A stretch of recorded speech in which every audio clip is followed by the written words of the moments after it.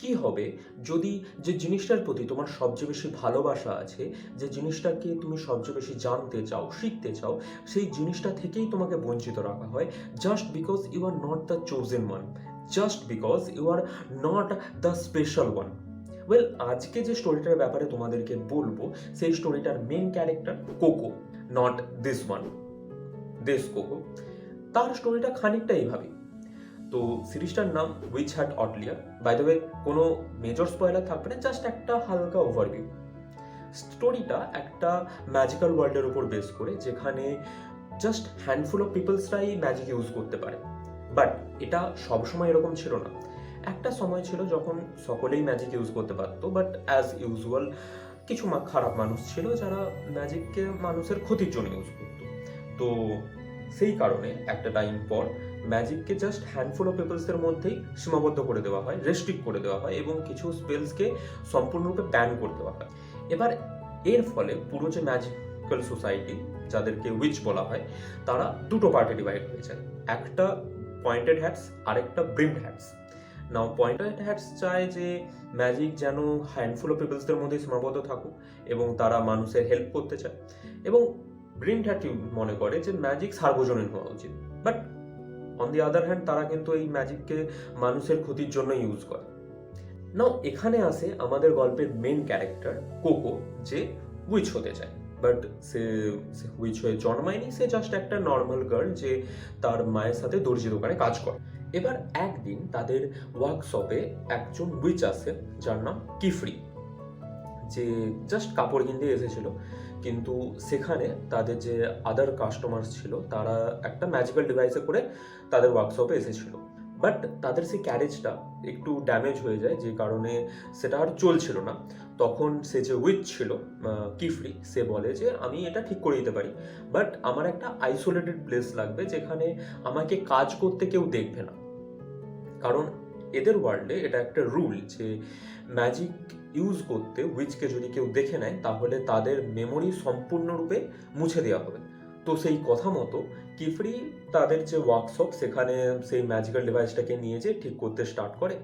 But আমাদের main character being a main character, সে লুকিয়ে কিফরিকে কাজ করতে দেখে নেয়, এবং সে দেখে যে কিফরি জাস্ট কিছু স্ট্রেঞ্জ সিম্বল ড্র করছে, অ্যান্ড সেই ম্যাজিক্যাল ডিভাইসটা ঠিক হয়ে গেল।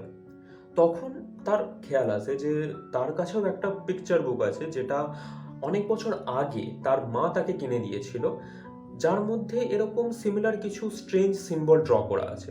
সো সেই দিন রাতের বেলা সে সেই পিকচার বুকটাকে ভালো করে দেখতে স্টার্ট করে, একটু খুঁটিয়ে দেখতে স্টার্ট করে। তো তখন দেখতে পায় যে সেখানে একটা কালির দোয়াত আছে এবং একটা পেন আছে।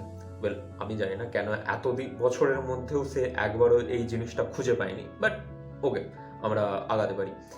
সেখানে ওই কালির দোয়াত এবং পেনটাকে নিয়ে সে ম্যাজিক সার্কেলগুলো ড্র করতে স্টার্ট করে। বাট একটা ম্যাজিক সার্কেল ব্যাকফায়ার হয়ে যায়, আউট অফ কন্ট্রোল হয়ে যায়, এবং তার যে গোটা বাড়ি সেটা বড় হয়ে জমে যায়, including her own mom. But সে সার্ভাইভ করে যায় বিকজ কিফরি সেখানে পৌঁছে যায় এবং তাকে চট করে সেই প্লেস থেকে টেনে নিয়ে চলে আসে। But as the rule of witch society, Qifrey তার মেমোরি সম্পূর্ণরূপে মুছে দিতে যাচ্ছিল। বাট কোকো তাকে আটকে দেয় এবং তাকে রিকোয়েস্ট করে যে সে যেন তার মেমোরি মুছে না দেয়, বিকজ তার মনে আছে ওই বইয়ের, মানে ওই পিকচার বুকের সমস্ত স্পেলগুলো। সো সামহাও সে নিজের মাকে বাঁচাতে চায়। নাও এখানে কিফরি রাজি হয়ে যায়, বিকজ সে অনেক বছর ধরে এই ব্রিমড হ্যাটসদেরকে খোঁজার চেষ্টা করছিল, বাট কোনো লিঙ্ক পাচ্ছিল না। বাট ফাইনালি সে কোকোর মাধ্যমে একটা লিঙ্ক খুঁজে পেয়েছে সেই ব্রিমড হ্যাটসদেরকে ধরা। তো কিফরি এখন কোকোকে অফার দেয় সে যেন তার ডিসাইপল হয়ে যায়। তো এইভাবে কোকো ম্যাজিক্যাল সোসাইটিতে এন্টার করে এবং ধীরে ধীরে সে বিভিন্ন ম্যাজিক শিখতে স্টার্ট করে। এইভাবে স্টোরিটা ধীরে ধীরে এগোতে থাকে। আমার সিরিজটার বেস্ট পার্ট লেগেছে এর অ্যানিমেশন, এত beautiful, you will be mesmerised. Second point, এর ক্যারেক্টার্স।